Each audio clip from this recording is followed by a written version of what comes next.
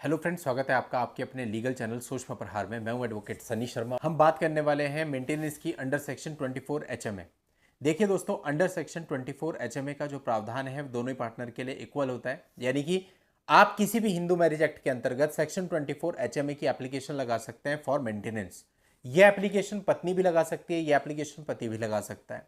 अभी क्या है, पत्नी अगर लगाएगी एप्लीकेशन तो उसका तो ग्राउंड सिंपल होता है, मेरे पास खाने पीने को नहीं है, मैं असहाय महिला हूँ, मैं घरेलू महिला हूँ, कुछ काम नहीं करती हूँ, मेरे को 1 रुपया नहीं दिया, पैसे दो, यानी मेंटेनेंस दो, लिटिगेशन एक्सपेंसेस दो, और यदि आने जाने का है तो वो ट्रैवलिंग भी दो।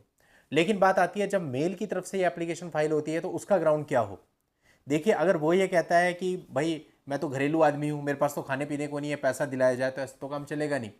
कोर्ट कहता है कि भाई आप जो है मेल हैं, आप आइडल नहीं दिखा सकते खुद को, यानी आप सक्षम हैं तो आपको मेंटेनेंस नहीं मिलेगा। सेकंड चीज, जो वाइफ है, वाइफ को भी कुछ ना कुछ कमाते हुए होना जरूरी है, यानी उसकी इनकम का कोई सोर्स आपको दिखाना पड़ेगा और खुद को आपको बेरोजगार दिखाना पड़ेगा, और उसकी एक ऐसी वजह भी कोर्ट को बतानी पड़ेगी जिससे कोर्ट संतुष्ट हो जाए कि हाँ भाई आपकी लाचारी है, आप वास्तव में इस वजह से काम नहीं कर पा रहे हैं, आपके पास इस वक्त खाने को नहीं है, और आपका जो पार्टनर है वो बहुत अच्छी अर्निंग कर रहा है, तो उससे आपको मेंटेनेंस दिलाया जा सकता है। या फिर दूसरी कंडीशन हो सकती है कि आप मेडिकली अनफिट हैं, तो ऐसी कंडीशन में भी आपको मेंटेनेंस दिलाया जा सकता है।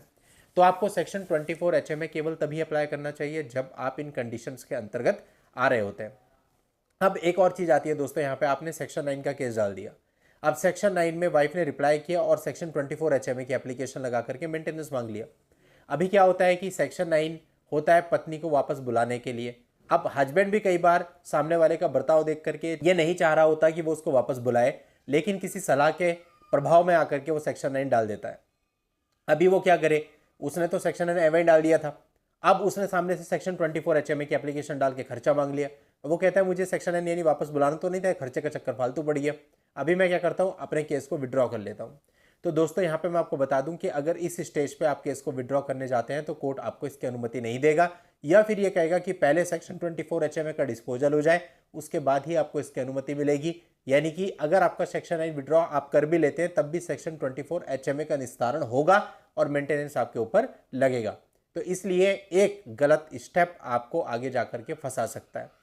और मैंने देखा आज के समय पे 90% लोग सेक्शन 9 को विड्रॉ ही करते हैं। रीजन बिहाइंड इट कि उनके बहुत ही जल्दी समझ में आ जाता है कि सेक्शन 9 से कोई फायदा नहीं मिल रहा है, केवल टाइम खराब हो रहा है। और यही चीज जब स्टार्टिंग में समझाई जाती है तो बहुत से लोगों के समझ में नहीं आती है, वो नहीं मानते हैं और जाकर के सेक्शन 9 फाइल कर देते हैं। जब सेक्शन 9 की वजह से नुकसान उठा लेते हैं, उसके बाद उस सेक्शन 9 को विड्रॉ करने की सोचते हैं, लेकिन अनफॉर्चुनेटली कई बार कुछ ऐसी स्थितियां हो जाती हैं कि आप विड्रॉ करने की सिचुएशन में भी नहीं रहते, यानी कि अपना टाइम खराब करते रहो, और जब तक सेक्शन 9 चल रहा है पैरेलली आप डाइवोर्स भी फाइल नहीं कर सकते। तो इसलिए झूठ बोलने का कोई भी फायदा नहीं है। यदि आप नहीं रखना चाहते हो तो सीधा साधा बोलो कि मेरे को नहीं रखना है, मेरे को तलाक चाहिए, कुछ नहीं होगा। मेरे को तलाक चाहिए या मेरे को साथ रखना है, पुराने जमाने की बातें हैं कि इनसे कोई प्रभाव पड़ा करते थे, आज के समय ऐसा कुछ नहीं है। तो जो सही सिचुएशन है, यदि आप सच में साथ रखना चाहते हैं तभी बोलिए केवल कि मैं साथ रखना चाहता हूं, अदरवाइज आप साफ कह दीजिए कि मुझे डाइवोर्स चाहिए। कुछ भी नेगेटिव इफेक्ट इसका नहीं होगा आज के टाइम पे। केवल आपके केस लड़ने पे सब कुछ होता है कि कैसे आप प्रेजेंट कर रहे हैं, ना कि इन फालतू की चीजों से कोई फर्क पड़ता है कि चाहते कुछ है, बोलिए कुछ, करिए कुछ। अगर आप ऐसा करेंगे तो होगा कुछ, और वो जो होगा वो आपने सोचा ना होगा। इसलिए दोस्तों सोच समझ के आगे बढ़ना है, केवल जल्दबाजी में या किसी के प्रभाव में निर्णय नहीं लेने हैं। चलिए दोस्तों, आज की इस वीडियो में इतना ही। नेक्स्ट वीडियो में नई जानकारी के साथ मैं आपसे फिर मिलता हूं, तब तक के लिए good bye, thank you for watching, take care.